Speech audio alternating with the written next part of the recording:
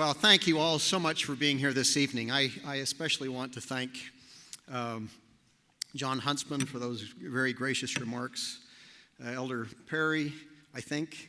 No, I hope I've lived up to what my father committed. But we've so appreciated the association with you and your colleagues over the years. To Keith Ratty, who's such a dear friend and a phenomenal business leader in his own right.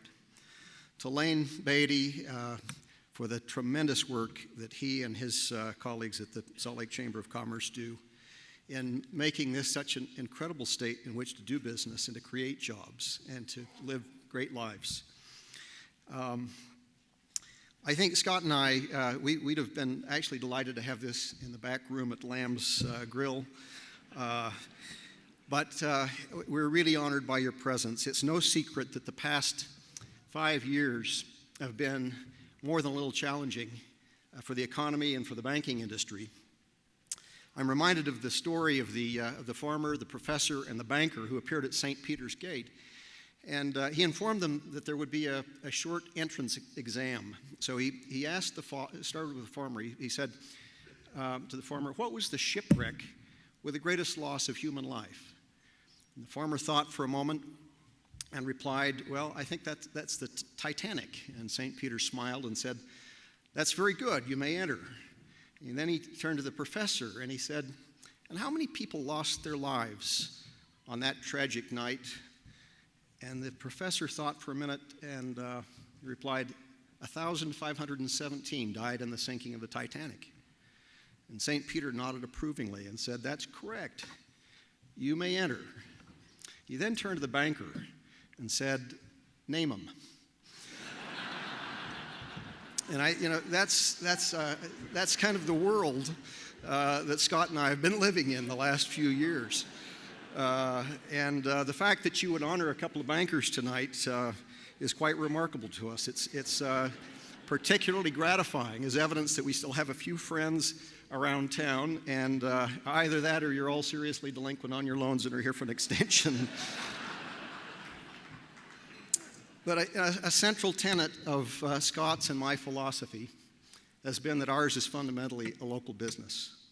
It's a business that's characterized by a strong sense of stewardship. It's a relationship business. And it's a business that brings with it the duty to try to be responsive to local issues and needs. And so even during a period of great strain, we've really worked hard to find ways to try to contribute to the vitality of the Salt Lake Valley and the state of Utah. And our local management teams in other markets across the West have had the same goal. If the financial crisis and its aftermath have demonstrated the damage that can be done when things go wrong in our industry, we'd like to hope that this has been also a reminder of the important role that we and others in our industry can play in helping things to go right. I know I join with Scott in acknowledging that this honor that you bestowed upon us tonight is really shared with 4,100 colleagues with whom we work here in Utah and thousands more in Zions Bank Corporation's subsidiary banks from Houston to San Diego to Seattle, all of whom are focused on strengthening their communities in the same way we're trying to do that here in Utah. Working with these extraordinary people, a number of whom are with us here tonight, has over the last 3 or more decades has been and continues to be a singular privilege for me. I can't thank them enough, and especially for their hard work during these recent years in such a challenging economy. Scott Anderson is a most remarkable individual. I stopped trying to keep pace with him years ago. I draft behind him, if anything. Many of you know that Scott is married to a favorite cousin of mine, Jessley Barlow. She's as exceptional as Scott is. I don't know that I've ever known anyone as committed to this city and this state as Scott Anderson. He's absolutely tireless in his determination to make this the best place in the world for all of us and for generations to come to live. As you've probably figured out this evening, there are few organizations or causes in this community that are truly worthwhile that Scott hasn't improved by his involvement with them. So Scott, thanks so much for the great example you are for all of us. I learned most of what really matters in my life from two wonderful parents, Roy and Tibby Simmons, whom many of you knew.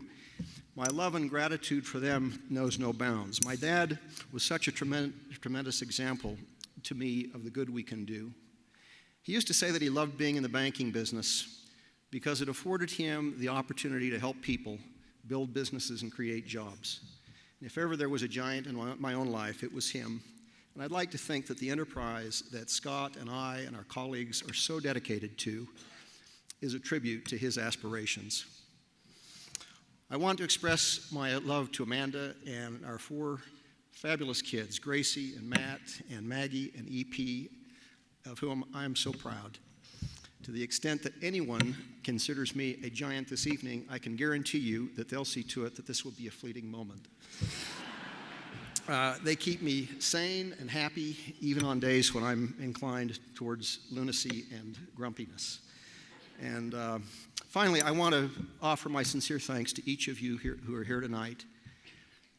Many of you are customers and all of you are friends.